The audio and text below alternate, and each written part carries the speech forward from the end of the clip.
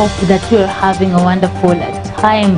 Remember, Heshima Awards is here, bigger and better. To apply, visit the website www.heshimaawards.co.ke. Welcome to Maisha Prime News right here on Maisha Television. There's plenty of news making headlines across the country and beyond. Among them being the LSK boss Nelson Harvey ditching the ANC party for UDA. At the same time, the ODM leader Raila Odinga took his Azimio la Umoja to West Pokot County. Well, stay tuned for more of this. My name is Rida Chebet.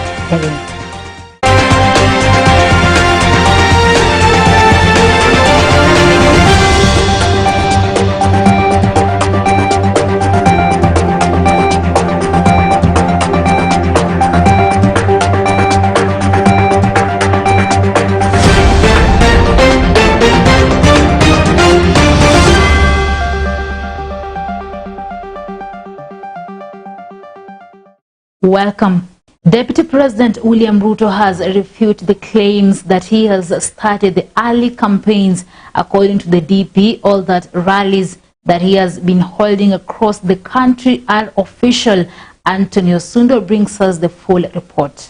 Law Society of Kenya President Nelson Harvey has officially joined Deputy President William Ruto Associated Party, UDA. Harvey was received by the DP at his current residence on Monday. Present to welcome him to the party were Governor Jackson Mandago, former National Assembly Majority Leader Aden Duale, MP Kimani Ichung'wah, and Rigathi Gachagua. This comes a few weeks after the LSK president announced that he will vie for the Westlands parliamentary seat in 2022. In May, Harvey announced that he had accepted calls from the people of Westlands constituency to represent them in Parliament come 2022. Soon after the announcement, Harvey joined the Musalia Mudavadi-led Amani National Congress before the switch to UDA. Elsewhere, Deputy President William Ruto has refuted claims that he has started campaigns for his 2022 presidential bid.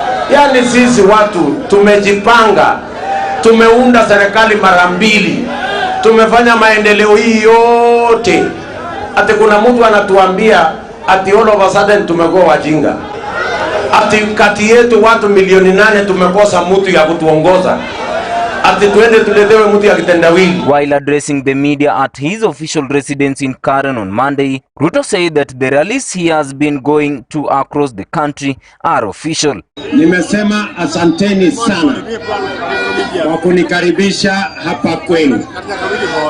Sawa sawa. The second in command explained that the aspect of public participation is no longer a sterile provision since the members of the public make up a big constituency in the government's performance. Therefore, their feedback is very important. Ruto noted that he will start his campaigns once the Electoral Commission gives him a green light to do so. In addition, Deputy President chaired the 15th ordinary session of the Intergovernmental Budget Economic Council, where he said the government has for the first time approved borrowing by counties, with Laikipia said to be the first beneficiary of the agreement. Matters to believe are not part of the discussion, so that we can discuss another time. On the issue of borrowing, again, as I have said, we have been in discussion. We have worked on the regulations. The PFM Act has been, the regulations under the PFM Act have been amended accordingly, and therefore there is now a legal framework for subnational governments to borrow. It's a big topic, it's a big subject, and I think the opportunity presented by Laikipia County as the first ever county to borrow under this framework will be the platform upon which we can assess going into the future how subnational governments can indeed borrow and how efficient or effective.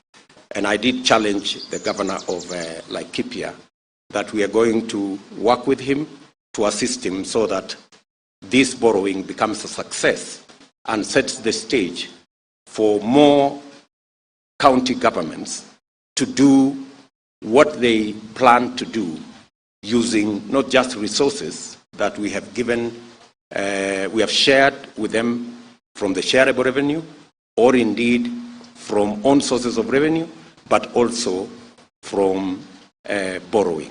This is, I think, a welcome development.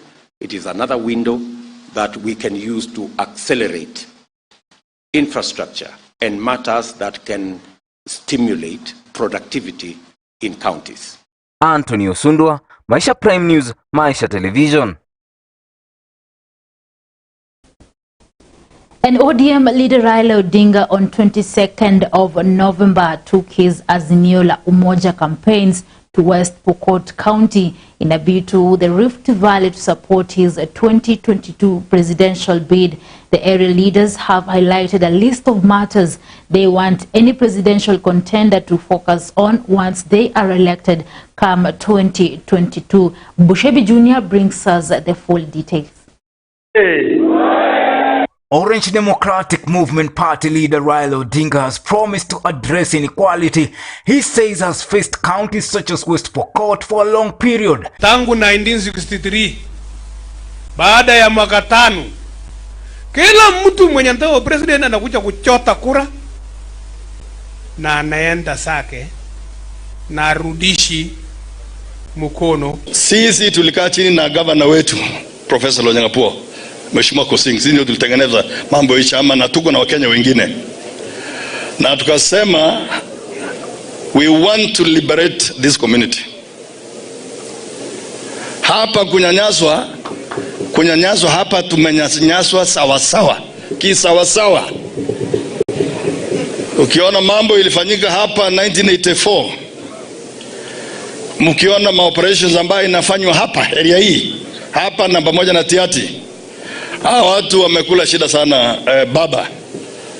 Kwa hivyo tuko na hakika kwamba wewe ukiwa our next president, wewe utamaliza hii maneno ya kunyanyazwa ya Pokot. And I want to, mimi ningependa kuungana na gavana yangu Mheshimiwa Lonyangapuo kwa hiyo document. Hiyo document, wewe baba, wewe ni engineer, wewe ni msomi, angalia sawa sawa, summarize. Tunangependa utusaidie hizo vitu ambazo tumesema zote. Ukiona kama mwaka jana tulipopata hii mambo ya kura, Wapokota tukupata minister, na tuko namba 3 katika population ya hawa watu wanaitwa Wakalenjin. Tuliwekewa kitu naitwa Hope, Step and Jump. Madharau kidogo. Kwa hivyo hiyo madharau ndio tunataka, we want to deal na hiyo madharau. Your Excellency, mimi ningependa kushukuru wewe, ile barabara ya Loruk Tot Marich Pass ukiwa minister, tulikuja na wewe mpaka Tiati, ukatupatia 100 million ya design ya hiyo barabara, na hiyo barabara sasa lami imekuja. Tumeongea na Chairman Kosing kwamba imalizike, na tunataka zile barabara zingine. Sitarudia kwa sababu governor alisoma haya maneno. Wakati ya devolution ilipofika, tukafikiria wokovu ya tabia mzuri sisi tupone imefika, lakini wapi bwana, mwaka 10 flat iko naisha. Serikali imeanzishwa vizuri na sisi hatujaangaliwa kwa undani sana na kwa uangalifu.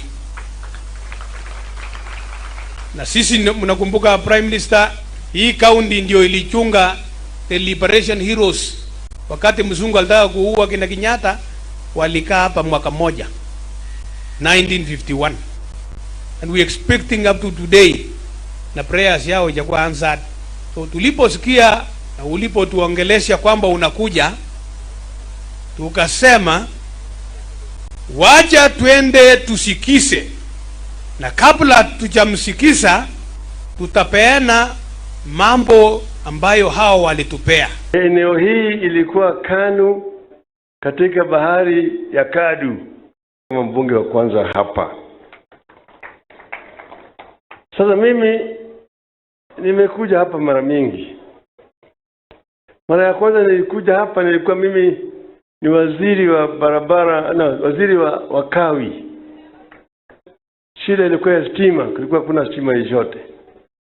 Mali inaitwa Cheparari ya huko chini. Mimi nilipeleka stima huko. Baadaye nikakuja nikiwa waziri wa barabara na ujenzi. Barabara zote ambazo zinatengenezwa hapa zilichorwa wakati yangu. Sasa nyinyi kupitia kwa viongozi wenu hapa Speaking on Monday at a consultative meeting in Kapenguria, Odinga said if voted president next year, he will ensure there is an equalization fund to support counties such as West Pokot, adding that the Building Bridges initiative was meant to increase resources to seal the disparity. The ODM leader said the government should put in place measures to ensure that resources are trickled down to less developed counties. Yala maji mnenena na mmefoka mmekohoa alimesikia. Kwanza mzee huyu ambaye ngaye hapa mbele, mzee Lorema, huyo mzee alikuwa rafiki sana ya Jaramogi Oginga. Ameniletea mimi barua ambayo Jaramogi aliandikia yeye. Raila further assured Kenyans that he will ensure counties receive a boost by allocating sufficient cash to address the infrastructures at the grassroots level. The delegates meeting was attended by Governors Wycliffe Oparanya of Kakamega, Alex Tolgos of Elgeyo Marakwet, and host Governor John Lonyangapuo. Pia kiwango ikakuwa wakati ule kasi silikuwa zimeisha. Wakabaki mpaka Wapokot karibu waseme twende shule ama tukae nyumbani. Hata hii ukora ya kandu ndio iishe, utatusaidia ndio watoto wasome, wapate kazi, 6,000 ingie nyumbani na kila kitu itakuwa sawa. Reporting for Maisha Prime, Maisha Television, Ambusha Junior. Busia Deputy County Commissioner Kipchumba Ruto has challenged citizens who received the Head of State Commendation Awards to be good ambassadors of the country. The administrator said by doing so, the awardees will inspire others to emulate them. Also to call upon the others who are outside there. Each year, Mashujaa Day comes and it goes, and even Jamhuri Day. They should be prepared to assist the members of the community, development, welfare, and we shall not hesitate to recognize them. Ningesema tu serikali isaidie upande wa maji inateremka saa yote, unapata tu maji imefika hadi huko Afrika imejaa. Kwa hiyo pia ningeomba nyinyi vijana wa sai, naomba tu muwe na jukumu ya kufanya kazi kanisani. The High Court has ordered the government to allow the return of lawyer Miguna into the country in a ruling by Justice Hedwig Ongudi. In a virtual court session on Monday, the judge directed that Miguna obtain emergency travel documents from any embassy or high commission close to him within 72 hours. The court has also directed Air France and other airlines to allow Miguna to fly back into Kenya aboard their planes. Justice Ongundi also directed the Immigration Department to allow the Canadian-based lawyer to use his identity card for identification through the journey.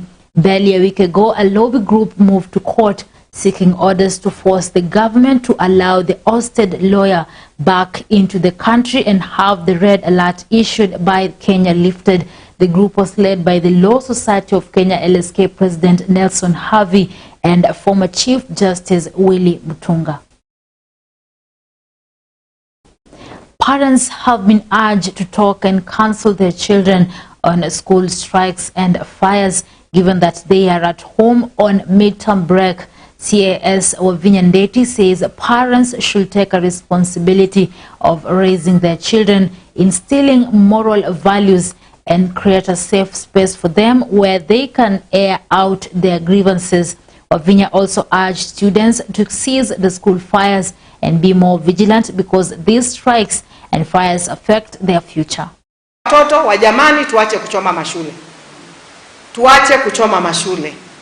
Tukichoma shule, wazazi ndio wanataabika. Na nawaambia kuna jela za watoto. Sisi hatutaki watoto wetu wafungwe. Utapelekwa ile jela ya watoto wadogo, si ndio? Na ukikuwa mkubwa utasukuma kwa ile ya wakubwa, na ukienda huko sio kuzuri, si ndio? Kwa hivyo mimi naomba watoto wetu tuache kuchoma shule. Father, let us pray for our children. Sijui nini imeingia watoto wetu. Na sio watoto, father. Can I tell you, the biggest problem is also the parents.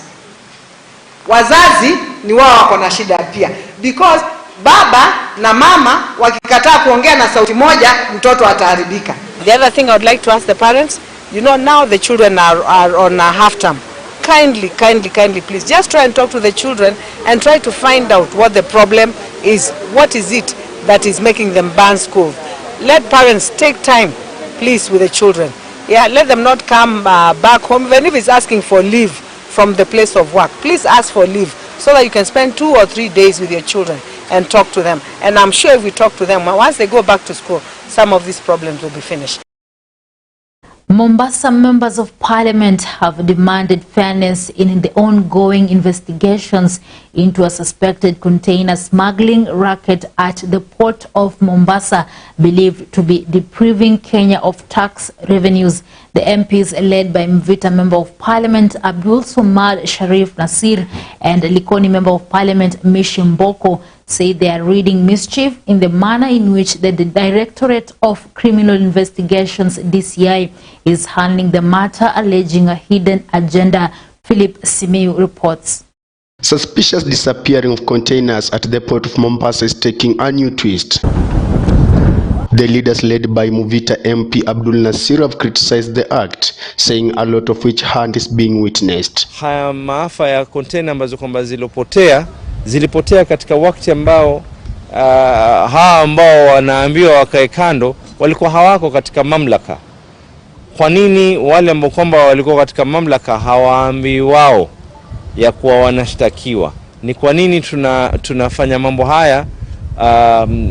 Tunasema ya kuwa we are pinpointing, yani very selective. Tunaweza kuchagua yule ambaye kwamba akae kando. The leaders said that the port managerial have not been called by the DCI for interrogation over the case. Wakati huo wa hayo matukio yote yanawaambiwa yalifanyika kuhusiana na mambo ya makasha ama makontena, yeye alikuwa amepelekwa kule Kisumu na alikuwa anafanya kazi kule Kisumu. Na hapa bandari kulikuwa na watu wengine waliokuwa pale wakishughulika katika ile position ambaye yeye aliregeshwa kuifanya. Sasa itakuwaje wale waliokuwa katika hiyo position hawakuweza kuitwa kwa DCI, hawajaweza kutuhumiwa kwa mambo haya, lakini wanatuhumiwa wengine ambao hawakuwa pale? As all blames directed to DCI following the directive to the finance CS Ukuriatani for the temporary removal of the former KPS manager among other leaders without thorough investigation, as the real culprits were left behind. Na hii tunaiona ya kwa ni jambo ambalo kwamba lina mwelekeo ambao kwamba si wa kisawa. Kama viongozi wa pwani tunataka usawa uweze kuwekwa, na ikiwa ni masuala ya ushuru, ya kwa ushuru umeweza kupotea, kwa nini KRA wenyewe pia hawatoki wazi na kusema ya kwa ni kweli wameweza kupoteza ushuru wa thamani hii? The leaders now want the former KPS manager to be returned back to work. Na tunajua ya kwamba Sudi Mwasinago ni mtu ambaye kazi ya bandari anaielewa vizuri sana. Kitajriba ya academics zake ziko sawa. Pia ukiangalia experience, is the most experienced person katika mambo ya maritime. Anajua sana. Hata tangu aweze kurudi, tunaona congestion nyingi sana za mambo ya makontena zimepungua, delays nyingi zimepungua, lakini tunashangaa sana yule ambaye anatenda kazi kiusawa, yeye ndo anakuwa victimized. For Prime News Maisha Television, I'm Philip Simio. A news just coming in from Sigalagala. Students of Sigalagala National Polytechnic in Kakamega County are demonstrating following the death of 2 students due to road accident. Let's have a look.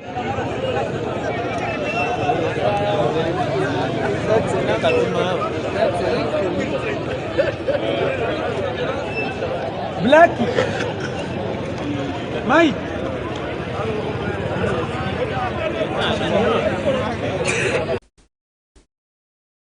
Such a sad story indeed. And moving on, let's get My Hustle, My Life by Anthony Osundwa.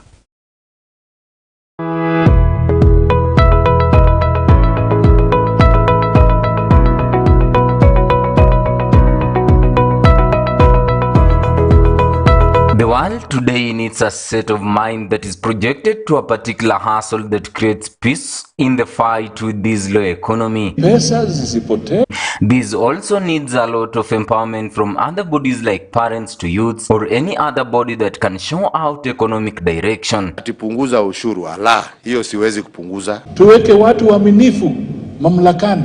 This will in turn lead to a well-developed economy which has a plan of what will happen in the future. Mama anatoroka saloon kwa sababu mama ni magumu, lakini KRA imemfuata paka kwa jikoni. In Bungoma town, Bungoma County, we met Peter Maina, who owns the Witima apartment, which comprises of a restaurant and a bar plus other small businesses. So kwa majina ni Mukundi Maina Peterson, mkazi wa Bungoma County nchini Kenya. Biashara tunazo kadha wa kadha. Kama hivi sasa mahali tumekaa ni kwa bar. Hii bar, it's a simple place, mahali watu wanaweza kuja watulie, uitishe. Pia tuko na restaurant pande ile ingine na tuko na guest house hapa juu. So ni mahali unaweza kuja utulie, ukunywe kinywaji yako polepole taratibu, kule chakula yako, na kama pia unajisikia kupumzika, kuna mahali pa wewe kupumzika, mahali pazuri, mahali we assure you kuna security, ambapo all we do is offer value for money. That's the simple things we do hapa. Hii biashara yetu iko hapa Bungoma town, hapa stage where the main stage is, kando ya supermarket ambayo inaitwa Naivas. Building yenyewe inajiita Witima Guest House, of which tuko na a variety of things tunafanya katika hili jengo. As nimesema earlier, we have a bar, we have a restaurant, we have guest rooms, we equally have a choma zone, and of course a rooftop bar. So basically kenye tunafanya hapa, tunataka tupe watu mahali ambapo ukienda utulie. Kama wewe ni mtu wa kuchapa kinywaji yako, you can be comfortable, you can have your drink. Kama wewe ni mtu unataka chakula, unaweza pewa chakula. Kama wewe ni mtu unataka kupumzika, pia tuko na mahali unaweza pumzika, relax, and you take a day at a time. So basically that's what we do. Na mahali hapa panaitwa The Hive Bar. Now The Hive Bar and Restaurant ndo part ya Witima Guest House. Ni mtoto wa Witima Guest House. He narrates on how he started his business journey up to date. Biashara hii si ati imekaa muda mrefu, tuko na miezi kama 4 hivi 5. We've been here for like 5 months. Whatever motivated sisi kuanzisha hii biashara is we have parents who are very supportive. So mimi pamoja na mke wangu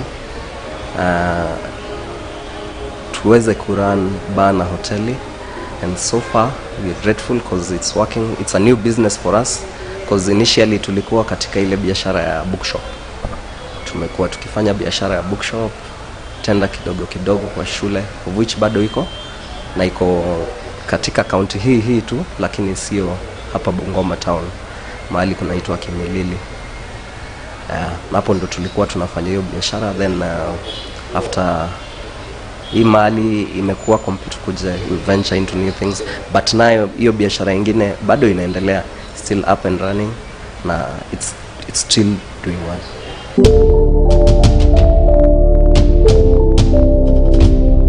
Changamoto kubwa, I think kulingana na the service industry venye nimeona, the biggest challenge size ni economy.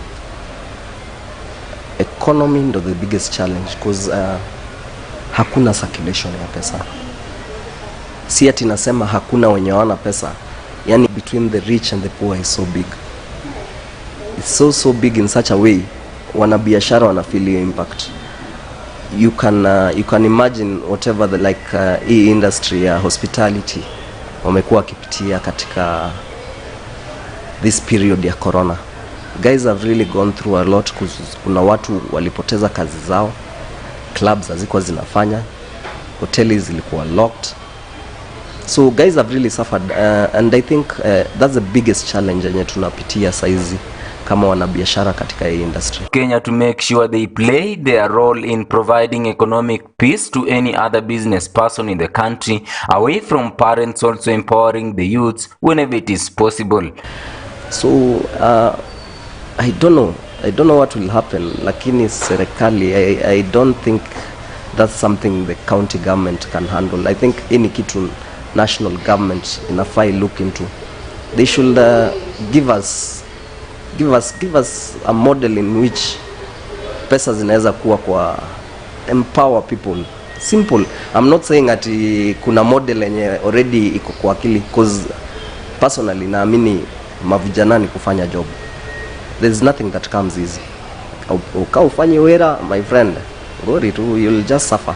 So basically you need to work, na tuache kudanganywa na wanasiasa, because I think the biggest problem as a country we are having is politicians talk to very many big things, but whatever they deliver is actually, it's like just the siphon fanya job. Tuache kudanganywa na wanasiasa, because tunaingia, it's a political time, na I know mavijana watatumika because hawana pesa, na hiyo pesa ni serikali haijawapea. The government is not empowering the youth. So ombi langu tu kwa serikali ni ati empower watu, at least kukuwa na circulation kwa country, because I believe saizi where the country is, guys don't have money, and without money nothing can flow. So hiyo ndo changamoto kubwa tunayo.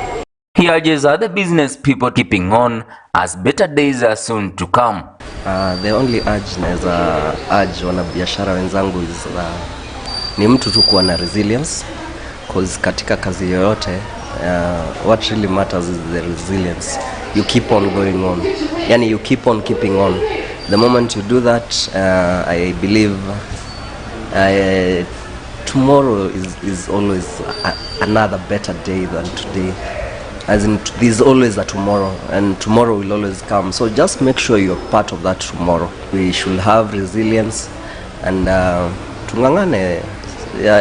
But bado tu I still insist serikali ijaribu at least pesa ikuwe kwa mifuko ya watu kwa ground, because without people having the money in their pockets hakuna biashara inaweza nawiri, because pia wanabiashara wanategemea the locals around them wanunue, pia waweze kupata pesa ya kubuild infrastructure. Yani it's a process, it's a trickling down.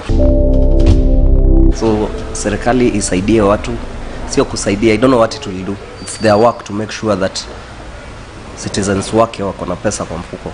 So that's why there's a government.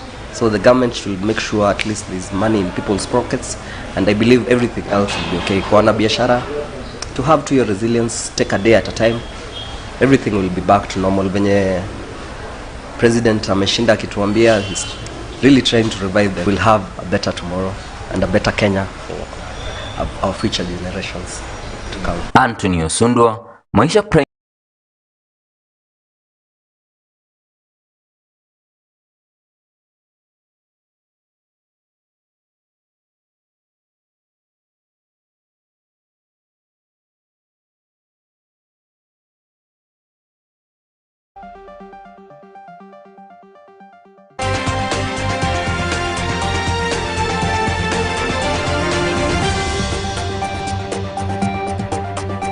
Thank you, Anthony, for that report, and thank you, my viewer, for keeping me company throughout the bulletin.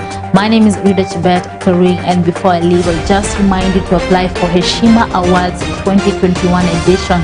Visit the website at www.heshimaawards.co.ke.